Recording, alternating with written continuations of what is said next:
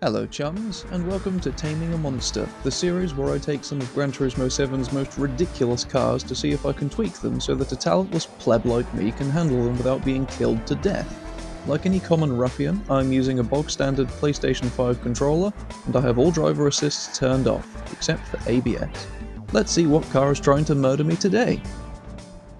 Today we have a Toyota Supra that doesn't have a Castrol livery. Shocking stuff. It does, however, have a V12, courtesy of the Pagani Huayra. With 1000 horsepower and some decent aerodynamics, this has the potential to get pretty high on the leaderboard, unless it beheads me. As usual, all upgrades are applied, along with the wide body and the body rigidity increase. None of the settings have yet been adjusted, except for downforce, which is maxed, and the transmission, which has already been adjusted to accommodate the V12's massive power drop-off past 7,500 RPM. The Pagani Supra has aftermarket wheels in the standard size. Increasing the size can improve agility, but curbs can unsettle the car more, so I kept the smallest size, which is typically more forgiving over the bumps. It has a front splitter for front downforce, a rear diffuser which provides front and rear downforce, very important, and a custom wing set. The Type A and B rear wings provide a decent amount of downforce, but the big ugly custom wing gives more, helping with overall stability. If you're interested in learning more about aero, downforce, or any other aspect of tuning your car, I have a series called Tuning for Beginners which covers everything from suspension to differential to the transmission. The chosen track today was Spa, because it's bloody fantastic. The Toyota Huayra gets a terrible launch because the V12 has enough torque to pull a small solar system, and because the engine is in the front, the rear wheels do not have enough grip to reliably put the power down. It's a very difficult engine to get used to, because despite making tons of power, the torque curve looks like a mountain.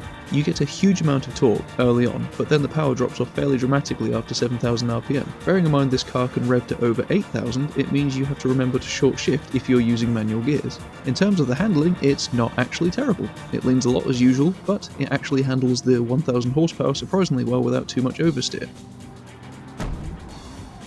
Where the fuck did you come from?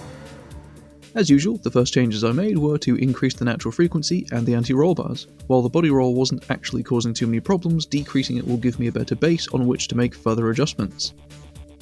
To give an idea of just how much torque this engine has, I started the race in third gear, which is capable of 150 miles per hour.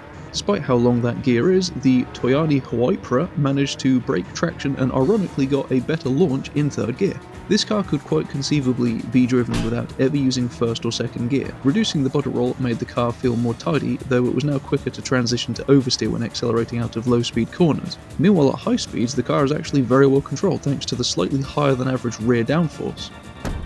Oopsie, I did a Max Verstappen. Next up, I adjusted the differential. I decreased acceleration sensitivity, which should hopefully slow down the rate at which the rear wheels will break traction. I decreased braking sensitivity, which should also make the brakes feel more effective. I left initial torque alone. Initial torque typically comes down to personal preference. If you reduce it, the car can become more agile, though in some cases less stable as a result. If you increase initial torque, the car can feel slightly more prone to understeer, but will generally feel more controllable. I left it alone because I felt that the car already struck a decent balance. The reduction in acceleration sensitivity had made the car feel slightly better on corner exit, while the changes to braking sensitivity made the car feel more loose when braking and entering the corner. It has the double effect of making the brakes feel sharper, as well as making trail braking easier. The downside of this is that there is now some slight instability when entering corners. This is mostly controllable on a track like Spa, however bumpier circuits may be more difficult.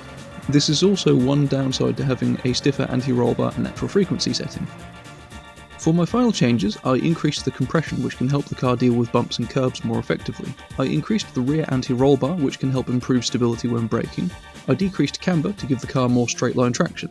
This will hopefully slightly reduce the wheel spin. I also added some front toe out and rear toe in, which helps with lift-off oversteer and power oversteer respectively. Overall stability was improved. I could be more confident getting on the throttle without worrying as much about the rear wheels braking traction. The car was also more stable under braking. While these adjustments may not necessarily make the car any faster, it does help a lot with consistency. So while one lap pace may not be any different, the car's pace over a full race distance will likely be faster overall. So now it was time to try the Nurburgring. Ha, dipshit.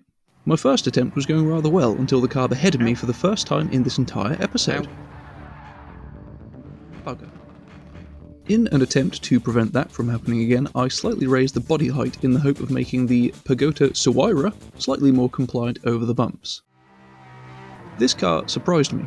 Admittedly, I haven't spent much time with the Supra in general on Gran Turismo 7, though I did drive it in Gran Turismo Sport a fair bit, which overall was a more forgiving game in terms of the physics system.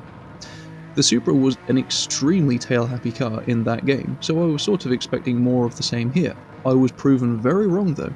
This car is actually pretty damn fantastic in nearly every way. The wheel spin is a lot easier to handle than you might expect, to the point that I didn't even feel the need to add ballast weight. The car has decent brakes that do a good job of handling the extreme power of the swapped engine, much like the Corvette C4 I revisited in the previous video.